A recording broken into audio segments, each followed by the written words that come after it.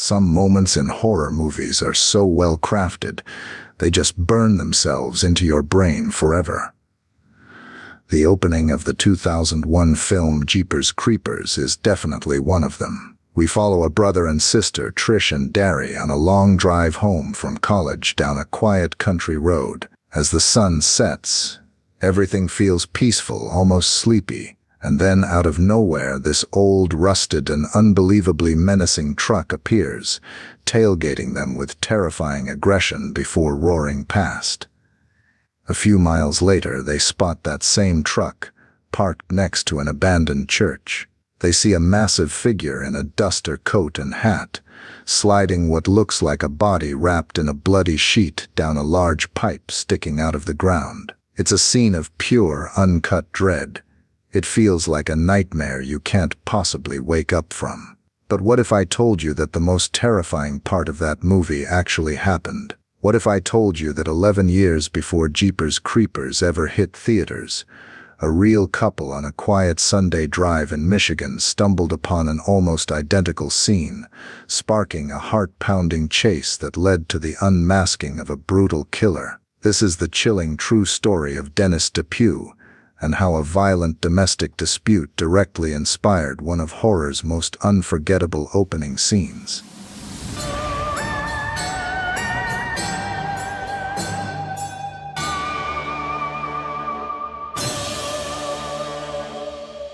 To see where the fiction of Jeepers Creepers crashes into reality, we have to go back to Easter Sunday, April 15th, 1990. Out in the rural countryside of Coldwater, Michigan, a married couple named Ray and Marie Thornton were doing what they often did on a quiet weekend, just taking a scenic drive. It was a peaceful day, and to pass the time, they were playing a little game, trying to make words or phrases out of the letters on license plates. Suddenly, a cream and maroon 1984 Chevy van sped past them, driving way too aggressively. Marie Thornton saw the license plate, started with GZ, and joked to her husband, "Geez, he's in a hurry." They didn't think much of it. Just another impatient driver on a country road. But a few minutes later, their peaceful drive took a very dark turn. Up ahead, parked next to an old abandoned schoolhouse on Snow Prairie Road, was that same van. But what they saw next sent a chill right down their spines. Behind the building was the driver, and he was struggling with a large, heavy object, wrapped in what was obviously a blood-stained sheet. The image was completely jarring. The man seemed to be trying to get rid of the bloody bundle, maybe by stuffing it down an old animal burrow.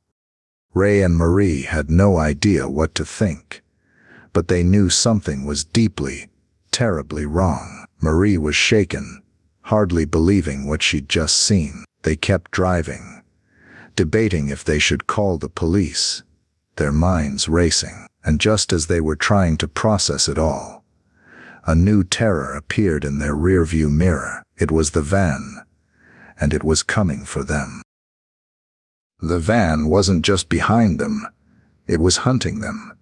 The driver, the same man they'd just seen with the bloody sheet, was now glued to their bumper with a terrifying intensity. For several agonizing miles, he stayed right on their tail, a silent threat that made it perfectly clear he knew they were witnesses. The Thorntons were panicking. The empty roads that felt so peaceful just moments earlier now seemed like a trap. There was nowhere to go, nowhere to hide. Then, just as suddenly as it started, the van swerved off to the side of the road and vanished from their mirror. Shaken but determined, Ray and Marie knew they had to get that man's license plate to report him. Thinking the chase was over, they made a fateful decision. They turned around to get another look. As they drove back, the scene became even more sinister. They saw the driver crouched down, frantically trying to change the license plate on his van. As they passed, they got a clear view through the open passenger door. The inside of the van was soaked in a horrifying amount of blood. There was no more doubt. They had just stumbled upon a murderer in the middle of covering up his crime. Terrified, they sped away and immediately called the Michigan State Police, telling them everything. What they didn't know was that the police were already looking for that very van and that very man.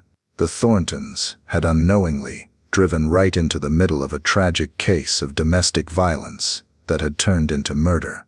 The man in the van was 46-year-old Dennis Depew, and the bloody sheet held the body of his estranged wife, Marilyn Depew. So how did Dennis Depew end up on a desolate Michigan road with his wife's body? To understand that, you have to look at the collapse of their life together. Dennis was a property assessor, and Marilyn was a popular high school guidance counselor. They'd been married for nearly 2 decades and had 3 children, but what looked like a normal family on the outside was actually crumbling from the inside. Friends and family described Dennis as paranoid, controlling, and increasingly withdrawn. He isolated himself from his own family and constantly accused Marilyn of turning their kids against him. Marilyn told friends she was scared of him, calling him a bully. Things got so bad that she finally filed for divorce in 1989, a move that seems to have pushed Dennis right over the edge. Even after he moved out, his controlling behavior didn't stop. He had visitation rights with his kids and still used a guest house on the property as an office. Marilyn became so frightened that she changed the locks on the main house, convinced he was sneaking in when no one was around. The divorce was supposed to be her path to safety, but instead, it became the catalyst for one final violent act. The day the Thorntons saw Dennis Depew on that lonely road was Easter Sunday, but the horror had started hours earlier at Marilyn's house. Depew showed up for a scheduled visit to pick up his children, and things were tense from the start. Their kids, 2 teenage daughters and a son, didn't want to go with him, and the youngest daughter flat out refused. An argument exploded. As Marilyn tried to get between her ex-husband and their children, Dennis's anger boiled over. In a fit of pure rage, he grabbed Marilyn, screaming that she had poisoned their kids against him. The fight quickly turned violent. In front of his horrified children, Dennis Depew pushed Marilyn down a flight of basement stairs. As she lay injured, he continued to assault her. The children begged him to stop. One of their daughters bravely ran to a neighbor's house to call the police. By the time she got back, Dennis, likely realizing the cops were on their way, was telling his children a horrible lie. He claimed he was taking their mother to the hospital. He then carried Marilyn's badly injured body to his van and drove off. They never went to a hospital. That was the last time her children saw her alive. Instead of getting help, Dennis Depew drove his ex-wife to a secluded area and shot her once in the back of the head. It was only after this cold-blooded murder that he began his clumsy attempt to hide the body, which led him to that abandoned schoolhouse and right into the path of Ray and Marie Thornton. When the Thorntons returned to the schoolhouse with the police, they found the bloody sheet. It had been partially stuffed into a hole in the ground, but it wasn't big enough. The forensics team found tire tracks that matched Depew's van and confirmed a massive pool of blood the Thorntons had seen. The next day, the search for Marilyn came to a grim end. A highway worker found her body on the side of a deserted road. The autopsy confirmed she died from a single gunshot to the back of the head. With his crime out in the open, Dennis Depew disappeared. He was now a fugitive, and his vanishing act kicked off a manhunt that lasted for nearly a year. While on the run, Depew sent a series of bizarre, rambling letters to friends and family. In them, he tried to justify what he'd done, blaming Marilyn for everything. He painted himself as the victim, even quoting Bible verses in a twisted attempt to get sympathy. The letters showed a man completely detaching from reality. For months, Depew stayed one step ahead of the law. The trail went cold. but the case was about to get a huge dose of national attention. On March 20th, 1991, the hit TV show Unsolved Mysteries aired a segment on the murder of Marilyn. The episode featured detailed interviews and, most importantly, a dramatic reenactment of the events, including the Thorntons' terrifying chase. That reenactment wouldn't just be Depu's downfall. A decade later, it would become the visual blueprint for the opening of Jeepers Creepers. The power of television worked. The night the Unsolved Mysteries episode aired, a woman in Dallas, Texas, came home to find her boyfriend, a man she knew as Hank Queen, acting very strange. He was frantically packing his bags, claiming his mother was sick, and he had to leave right away. He even asked her to make him sandwiches for the road, a desperate ploy to keep her away from the TV, while his real face and story were being broadcast to the nation. But it didn't work. A friend of the woman saw the show, recognized Hank Queen as Dennis Depew, and immediately called the hotline with his alias and Texas license plate number. It was the break they needed. Within hours, police tracked the van to Louisiana. When state troopers tried to pull him over, Depew hit the gas. What followed was one last, desperate chase.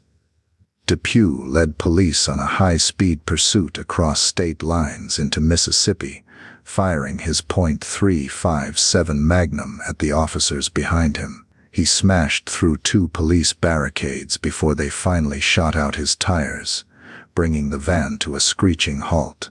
As officers surrounded the vehicle, the standoff came to a sudden end. Dennis Depew, the man who had terrorized his family for years, turned the gun on himself.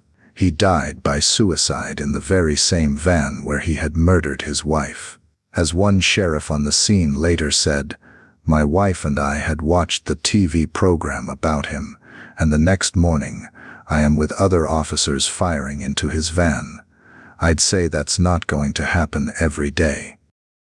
The story of Dennis Depew is a tragic, human-sized horror story about domestic abuse. So how did it become the inspiration for a supernatural monster movie? The connection is almost entirely visual, and it comes straight from that Unsolved Mysteries reenactment. While the film's director, Victor Salva, has never officially confirmed the Depew case as his inspiration, the parallels between the TV segment and the movie's opening are just too similar to be a coincidence. Think about it. The film's opening mirrors the Thorntons' real-life testimony almost perfectly. A couple in this case, a brother and sister, are driving on a desolate country road. They play a license plate game, just like the Thorntons did. An old, menacing truck tailgates them. Later they see that same truck parked by an abandoned building. A schoolhouse in real life, a church in the film. They see a mysterious figure dumping what looks like a body wrapped in a bloody sheet, and then the killer gets back in his vehicle and chases them down. Jeepers Creepers takes that terrifying real-life scenario and just twists it into supernatural horror. The human killer, Dennis Depew, is replaced by the Creeper, an ancient demon that eats human body parts. A crime of passion is swapped out for a mythological hunting ritual. But the terror in that opening scene, that feeling of being a normal person who accidentally sees something awful and becomes the target of an unstoppable evil, is pulled directly from the nightmare Ray and Marie Thornton actually lived through. The film just asks a simple question. What if the man in that van wasn't just a man? What if he was something much, much worse? The line between true crime and horror is often way thinner than we think. So many of our on-screen fears are rooted in things that have actually happened. If you found this deep dive into the story of Dennis Depew fascinating, make sure to like and subscribe for more true stories behind your favorite horror films. And I have to ask, let me know in the comments, did you already know the story behind Jeepers Creepers? And what other horror movies with real-life origins should I cover next? The case of Dennis Depew is a chilling reminder that the most disturbing stories are often the true ones. It's a tragic tale of domestic abuse that spiraled into a brutal murder and left a family shattered. While his crimes inadvertently laid the groundwork for a famous horror movie, it's so important to remember the real victim at the center of it all. Marilyn Depew. She was a high school counselor, a mother of 3, and a woman whose life was violently stolen from her. The legacy of this case is strange and complex. On one hand, it's a great piece of horror movie trivia, but on a deeper level, it shows the raw power of a true story. The events on that Michigan road in 1990 were so terrifying on their own that they didn't need a monster to become the stuff of nightmares. The real horror wasn't a winged creature in a duster coat. It was a man, a van, a bloody sheet, and the sudden chilling realization that you've just seen something you were never ever supposed to see.